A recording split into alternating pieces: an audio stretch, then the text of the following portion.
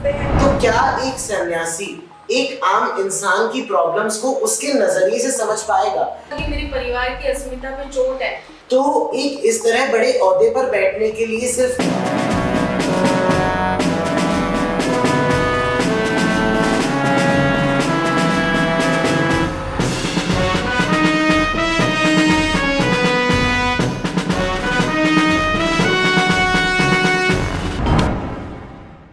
नमस्कार भाई और बहनों, आज हम मौजूद हैं उत्तर विधानसभा क्षेत्र से अपनी दावेदारी पेश करने वाली स्वामी अनादि सरस्वती जी के साथ। नमस्कार स्वामी जी। नमस्कार। आज आपकी इस प्रेस वार्ता बुलाने का उद्देश्य प्रेस वार्ता बुलाने का उद्देश्य हेमू कालानी जी के परिवार के बारे में जानकारी देना था।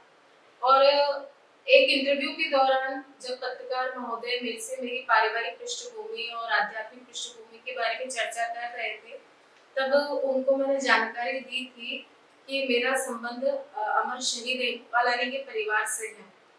तब ये जिज्ञासा कई लोगों के मन में उस इंटरव्यू को देखकर उठी थी कि कैसे अमर शहीद हेमू कालानी के परिवार से हैं, इन बातों का क्या तथ्य है, इसके पीछे की क्या भूमिका है। हम तो हेमू कालानी को भगवान की तरह मानते हैं और अगर आज उनके वंश का, आज उनका परिवार अगर यहाँ है तो वो तो हमारे लिए भी पूजनीय है।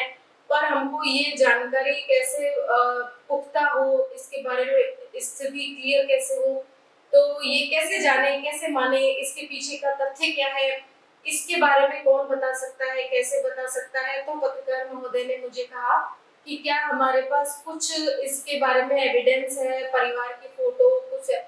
तब ये मैंने कहा कि परिवार की फोटो तो इसलिए नहीं क्योंकि उनका जीवन काल 1923 से 1943 के बीच में रहा, तो इस वजह से उनका फोटो परिवार के साथ में उस समय इतना फोटोग्राफी का कल्चर भी नहीं था।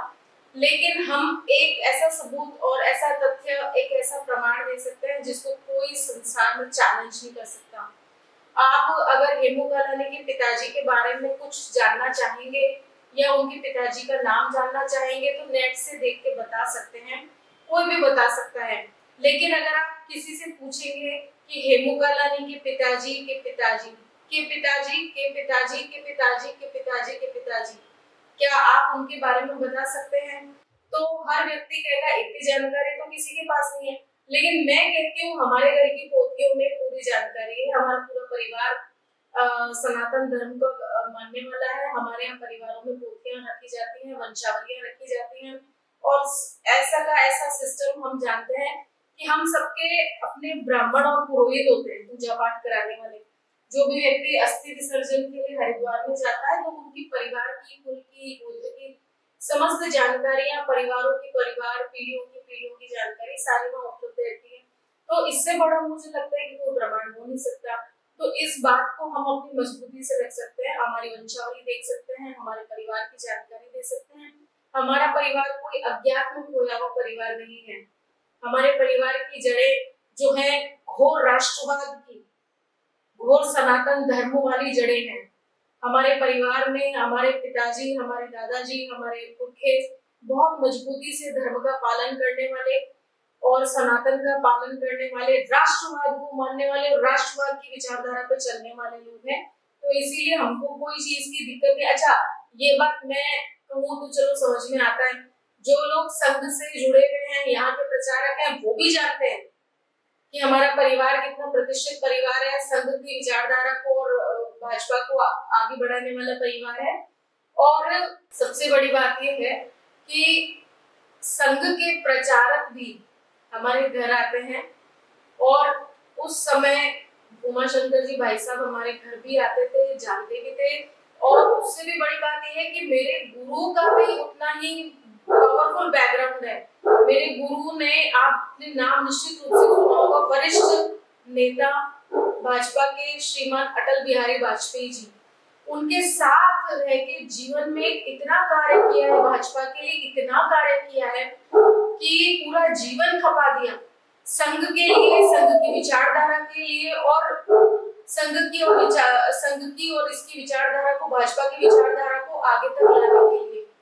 और मेरे जो गुरुजी हैं उन्होंने कार्य किया राष्ट्र की जो सांस्कृतिक संपदा है, आध्यात्मिक संपदा है, राष्ट्रवाद की विचारधारा है, उसको आगे बढ़ाने के लिए पूरा जीवन लगा दिया। तो इसीलिए मेरी जो पृष्ठभूमि है हर तरह से एक मजबूत व्यक्ति की पृष्ठभूमि है, क्योंकि मेरे पुरखों का, चाहे मेरे गुरुजी का, चाहे मेरे पुरखों का बहुत ज्यादा त्याग और तपस्या इस देश के लिए, इस राष्ट्र के लिए समर्पित है। और मैं सन्यासी के रूप में मेरे जीवन का एक ही लक्ष्य है, राष्ट्रवाद, राष्ट्रीय चेतना का जागरण, समर्थ भारत, सशक्त भारत। तो इसीलिए मुझे लगता है कि इसमें शंका का कोई कारण नहीं है। और फिर एक बात और भी है कि जब कोई सन्यासी कोई बात कहता है तो वो बड़ी जिम्मेदारी से कहता है, उसकी बात को कभी भी हल्के में नहीं लेना चाहिए, कभी भी उसकी बात को आई गई नहीं करना चाहिए। वो कोई भी बात कहेगा अपनी पूरी जिम्मेदारी से कहेगा। तो वैसे तो इतना ही प्रमाण बहुत है, लेकिन मुझे लगता है कि कई लोगों के मन में और शंका हो सकती है, तो प्रत्यक्ष को प्रमाण की आवश्यकता नहीं है। और मैं चाहती हूँ इस विषय पे हमेशा के लिए कटाक्ष हो और वो ये स्वीकार करें, जो भी लोग ये इंटरव्यू देख रहे हैं वो ये जाने, स्वीकार करें, इसमें शंका का कोई कारण नहीं है। मैं सौभाग्यशाली हूँ, मेरा जन्मगत संबंध सिंधी परिवार से है। आज पूरे देश के लिए, मानव समाज के लिए मैं कार्य कर रही हूँ और मेरा वंशानुगत संबंध केवल भावनात्मक नहीं, वंशानुगत संबंध आज मेरे शरीर में जो रक्त दौड़ रहा है उस परिवार का रक्त दौड़ रहा है। जो परिवार का मुखिया हेमू कालानी था, जो मेरे दादा का भाई था, तो हमारी परंपरा इतनी विराट, सशक्त, मजबूत, राष्ट्र समर्पित परिवार की परंपरा है। और मेरा वंशानुगत संबंध उनके होने की वजह से मेरे जीवन में भी क्रांति केवल उन्हीं की वजह से है और मेरे गुरु की वजह से है। धन्यवाद स्वामी जी। स्वामी जी, सबसे पहले हम ये जानना चाहेंगे कि आप किस तरह इस डिसीजन पर पहुंचे कि आप अपनी दावेदारी पेश करें। देखिए, वैसे आप देखिए ढीला शाह महाराज है, संत कंवर राम है और टी वासवानी है, ये ऐसे गुरु हैं सिंधी समाज के। और किसी भी गुरु को ले लीजिए, रामकृष्ण परमहंस ले लीजिए, विवेकानंद ले लीजिए, तुकाराम ले लीजिए, नानक देव ले लीजिए, संत का जीवन केवल और केवल मात्र मानव सेवा के लिए, जीव सेवा के लिए होता है। स्वामी हृदयाराम का ले लीजिए, वो जाति के विषय से बहुत ऊपर उठ चुके होते हैं और समस्त चर अचर जगत में भगवान का स्वरूप का दर्शन करके प्राणी मात्र की सेवा का भाव ही अपने अंदर साधना के रूप में स्थापित करके अपना प्रत्येक कार्य करते हैं।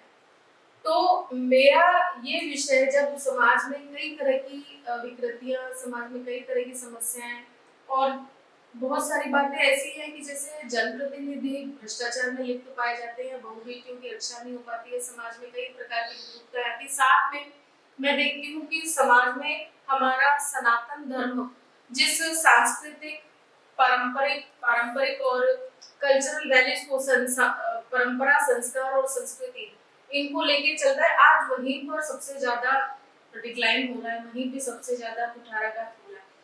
तो संत क्या होता है, अपने सेवा के साथ में राष्ट्र निर्माण का कार्य भी करना उसका उत्तरदायित्व होता है। हमने ऐसे ऐसे संत देखे कि एक हाथ में माला जप कर रहे हैं और युद्ध के लिए निर्देश दे रहे हैं। ऐसे ऐसे संत भी हुए हैं। नानक देव जी स्वयं ऐसे संत थे जिन्होंने प्रखर सिख नेता तैयार किए और अपने मूल्यों की रक्षा के लिए, अपनी अस्मिता की रक्षा के लिए भगवान का नाम स्मरण करते हुए युद्ध करने की प्रेरणा अपने लोगों को दी। ऐसी फौज तैयार करी, ऐसे लोगों को तैयार किया। हमारे सामने स्पष्ट विचार है कि आज समाज में ऐसे लोगों की आवश्यकता है जिनका स्पष्ट विचार हो सेवा का और सशक्त माध्यम से कार्य किया जा सके। दूसरा एक और बात भी है कि नेता, हर व्यक्ति अच्छा होता है, जो कार्य करता है उसी के अनुसार उसे यश अपयश मिलता है, वो तो कोई खास बात नहीं है।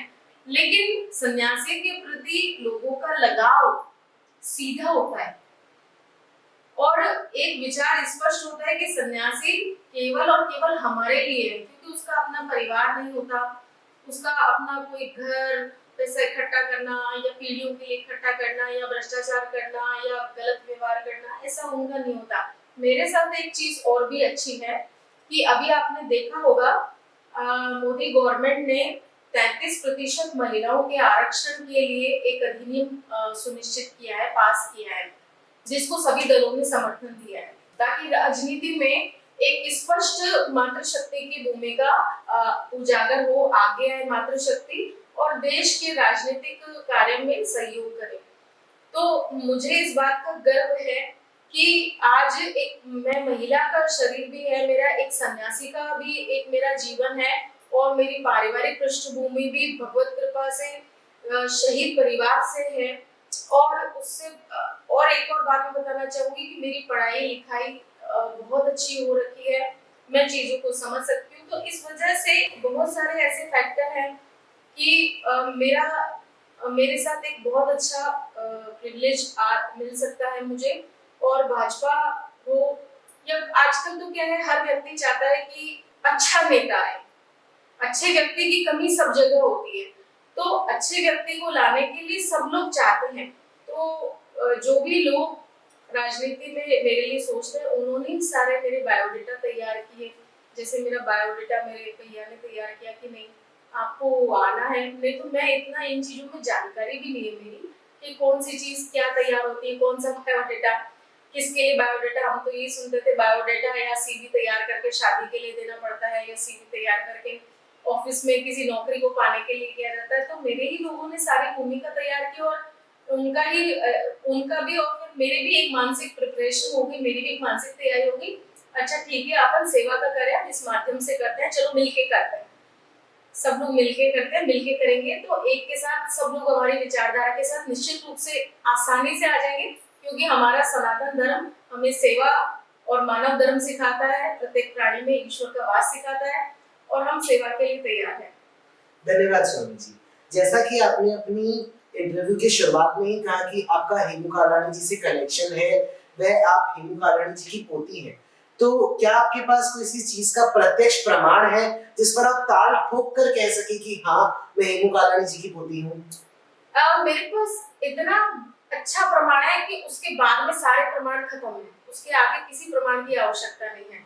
मेरे परिवार की वंशावली, मेरे परिवार की जो पोथियां हैं उनमें भी है, और हमारे जो हरिद्वार के पुरोहित है, ब्राह्मण है, उनके पास भी सारा डिटेल्स है। और जब मैंने देखा और मैंने कहा कि मेरे दादाजी हमेशा मुझे अपने भाई के बारे में बताते थे, वो गलत नहीं हो सकता। तो जब पोथियों में हमने देखा तो वास्तव में वो मेरे दादा के भाई है, जिसको लोग भगवान की तरह मानते हैं। देखिए क्रांति जब आई थी 1947 में, जब भारत का स्वतंत्रता प्राप्त हुई थी, तब कुछ लोगों को तो दुनिया जान गई, भगत सिंह को दुनिया जान गई, झांसी की रानी लक्ष्मीबाई को दुनिया जान गई, बहुत सारे लोगों को दुनिया जान गई। लेकिन कुछ लोग ऐसे थे जिनके बिना शहादत अधूरी है, जिनकी शहादत के बिना ये आजादी अधूरी है।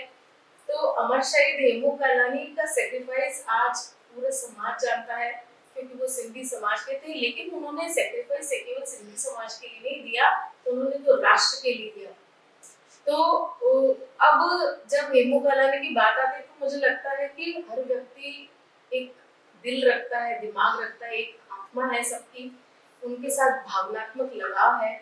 एक जवान मौत किसी परिवार में हुई, देश के लिए आहुत हुआ, और केवल राष्ट्र निर्माण के लिए जिसने अपना जीवन छोड़ा, उनकी पूरी वंशावली कौन किस कहाँ से है, किनके पिताजी का नाम क्या है, उनके पिताजी के पिताजी का नाम क्या है, उनका मेरे दादाजी के साथ क्या संबंध है, ऐसा पूरी वंशावली। कल हमने प्रेस कॉन्फ्रेंस की थी तो उन सबको हमने दी और उनके सामने अपनी बात रखी। अब एक बात और भी आई थी उस प्रेस कॉन्फ्रेंस में कि आपको इतना बताने की कहाँ जरूरत पड़ी है। तो मैंने कहा नहीं, मुझे ऐसा लगता है कि ये मेरी अस्मिता पे चोट नहीं है। मैं पहली बार मुझे ऐसा ही लगा कि मेरे परिवार की अस्मिता पे चोट है, एक शहीद के परिवार को इस तरह से लोग कर सकते हैं। तो फिर दूसरा विचार मेरे मन में आया कि हम इसे इस तरह ना लेकर हम पूरी व्यवस्थित रूप से प्रेस कॉन्फ्रेंस करके विद एविडेंस अपन अपने परिवार का परिचय दें, ताकि आगे के लिए शंका का समाधान हो जाए और क्या क्यों किंतु परंतु कैसे ये सारे विषय खत्म हो जाएं। तो हमने प्रेस कॉन्फ्रेंस में अपने परिवार की वंशावली दी कि कैसे हेमू कालानी मेरे दादाजी के भाई हैं, और उसके बाद भी किसी को शंका होती है और किसी को मन में ऐसा द्वंद्व होता है तो मेरे प्रेस के लोगों से भी मिल सकता है, और हमारे हरिद्वार के और यहाँ के पंडितों से भी मिल सकता है, और पूरी जानकारी उपलब्ध है। ये कोई छिपी हुई चीज नहीं है, और इस पे इतना बहुत ज्यादा बहस की कोई गुंजाइश नहीं है, ये मैं स्पष्ट बता रही हूँ, इसमें कोई बहस की गुंजाइश नहीं है। तो हमारे पास पूरे एविडेंसेस हैं, हमारे परिवार का हमारे पास ही होगा तो किसके पास होगा? आपके आपके पास उनके केवल पिताजी का नाम हो सकता है, मेरे पास उनकी 7 पीढ़ियों के पूरा आपको मैं देने के लिए तैयार हूँ। कौन कहाँ कैसे, वो परिवार अभी कहाँ है, ये परिवार अभी कहाँ है, कौन किसका भाई है, कौन किसका है। तो इसीलिए मुझे नहीं लगता कि किसी को बहस की गुंजाइश आगे बढ़ेगी। धन्यवाद स्वामी जी।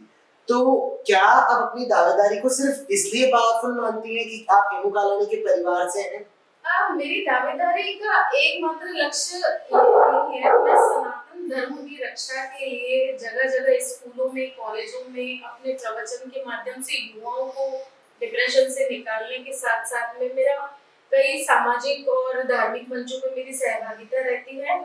अब देखिए, एक सनातनी होने के नाते, भगवाधारी संत होने के नाते मेरे गुरु की बैकग्राउंड भी बहुत स्ट्रॉन्ग रही है। प्रचारक लोग जानते हैं मेरे गुरु बहुत बड़े वरिष्ठ प्रचारक थे।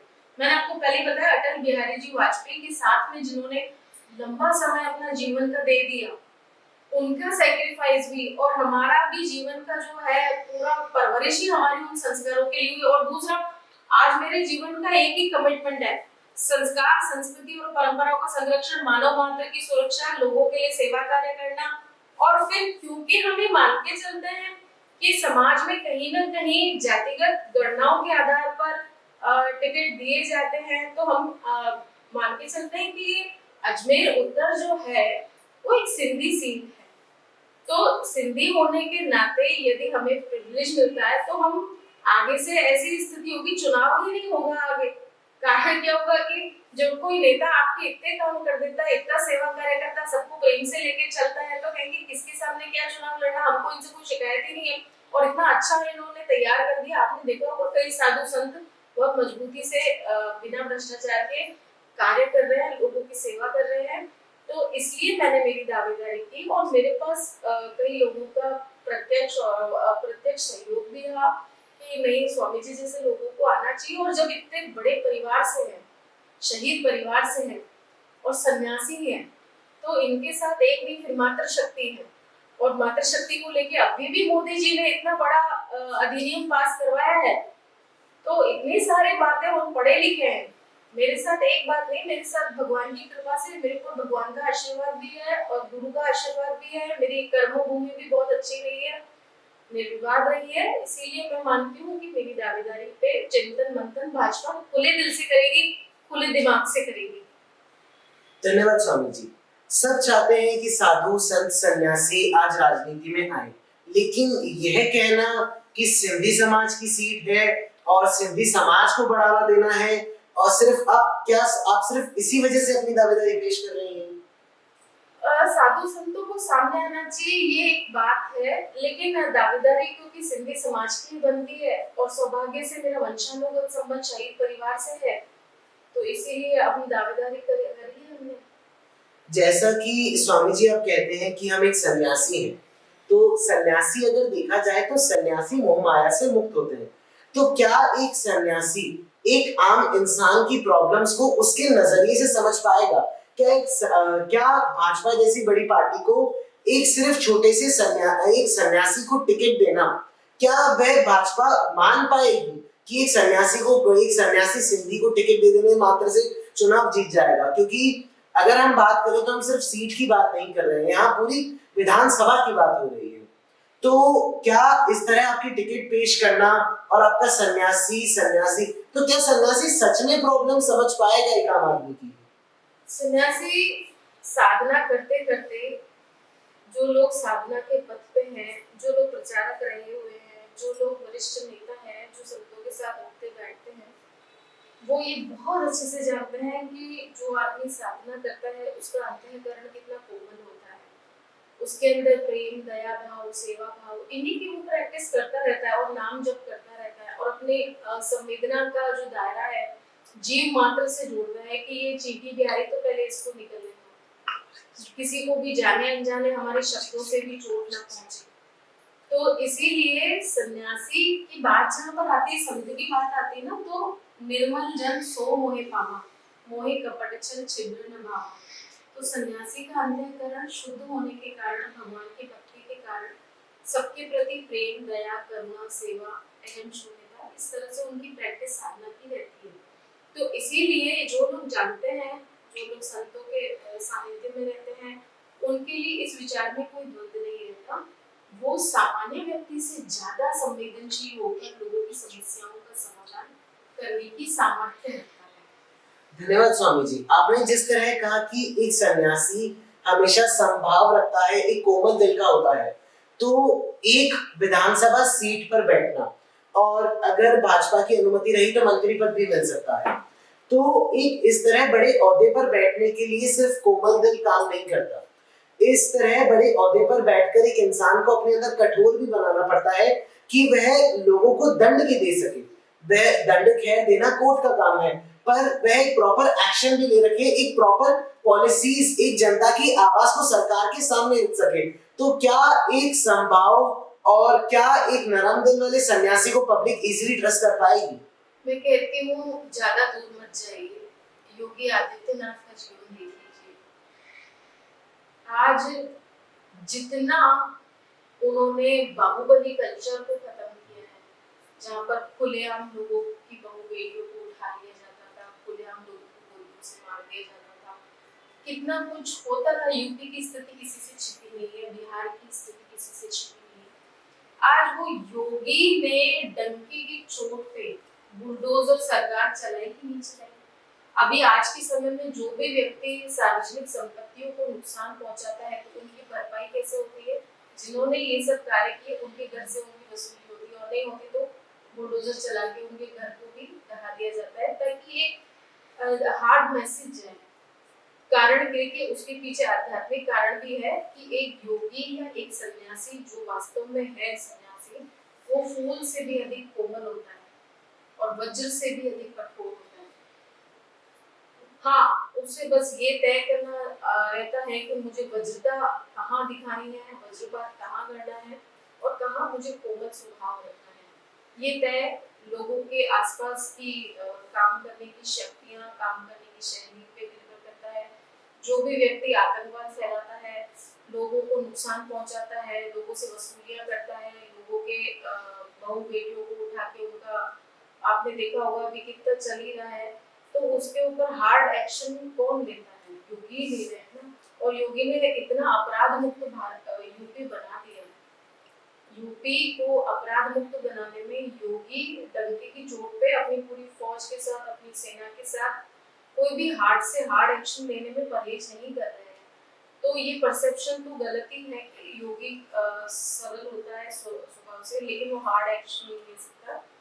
जब आपको राक्षसों से युद्ध करना पड़ता है तो वो तलवारें भी खींचती है और तलवारों के साथ जवाब भी दिया जाता है।